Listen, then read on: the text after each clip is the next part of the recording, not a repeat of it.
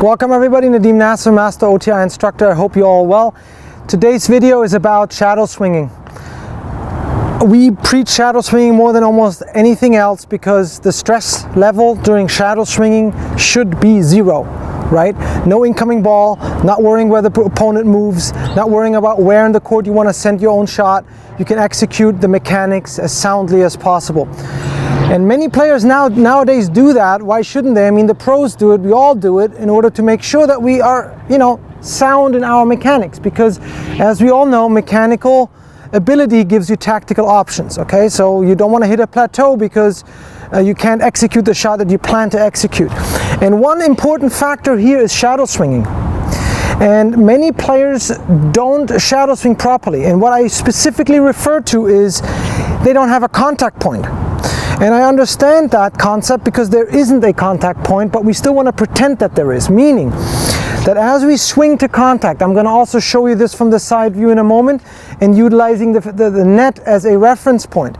Let's say for the forehand, for example, I need to first understand where my contact point is. So in a neutral stance formation or a neutral stance, I want to have my contact point roughly in line with my neutral stance foot, which in my case is the left foot. If I'm open stance, that contact point is probably at a slight little bit closer to your body than it is on a neutral stance, but you still want to make contact in front of your body if you at all can. Worst case scenario, it should be aligned with your foot but not further back. Either way, whichever stance you're using, you want to make sure that you have a contact point that is flush.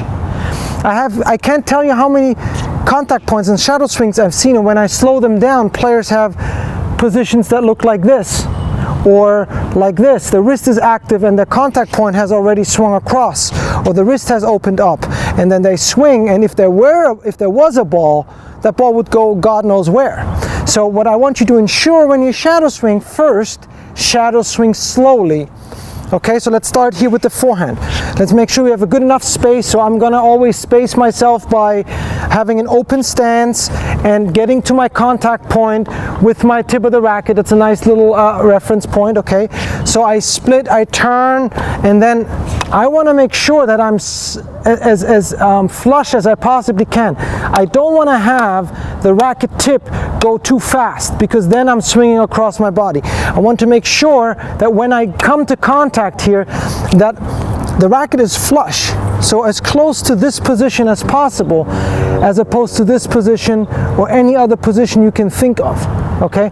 And if you do so slowly, so in other words, you don't even have to hit the net, you just want to get into a position to that when you go to contact, your racket is parallel to the net, okay? And then you can execute your shot. One more time.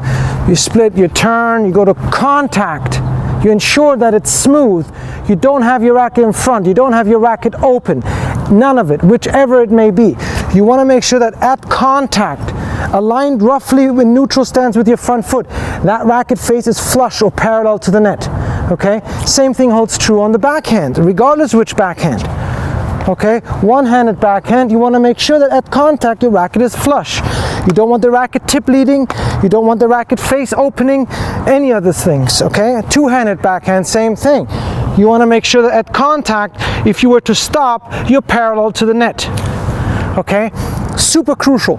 Once you can correct it or understand that you're doing so correctly with slow shadow swings, then you can increase the speed, and I highly recommend you record in a slow motion camera to see whether your shadow swing breaks, because there's a very good chance that if it breaks during a shadow swing, it'll break when you're hitting a ball, because now the stress level is even higher. Let me show you the forehand this way. So let me see if I'm in. Okay, split step, turn, and then I connect.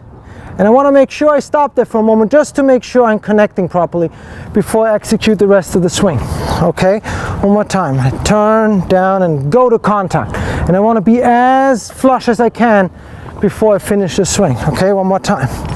Here, go and contact. I don't want this, I don't want this, I don't want any of it. I want none of that at all.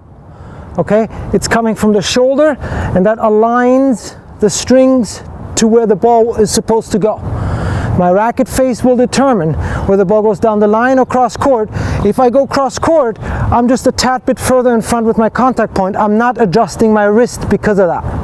Okay, so I want to be flush. So for down the line, I'm flush and parallel. For cross court, I'm a little less parallel to the net than I would be, but I'm still flush. Same on the backhand side. Split step, turn, flush. As flush as I possibly can at contact. One more time. So turn, flush, then let the swing occur.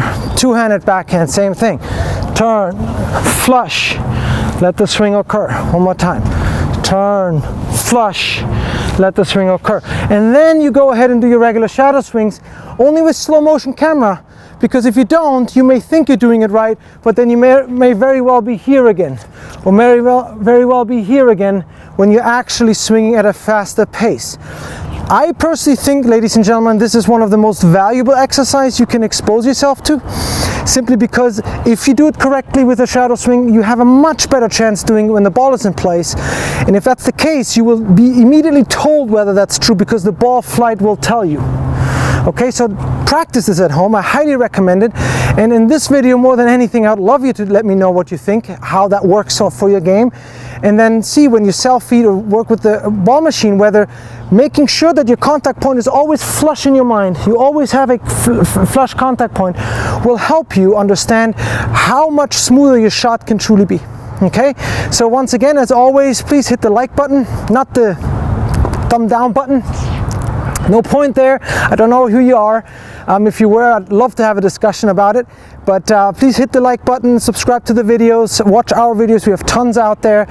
We try our best to make sure we address everything there is in the tennis game from a mechanical standpoint. And I hope to see you guys on court again at some point, and definitely here on YouTube and online. I wish you all the best. Stay safe. Until next time. Bye-bye.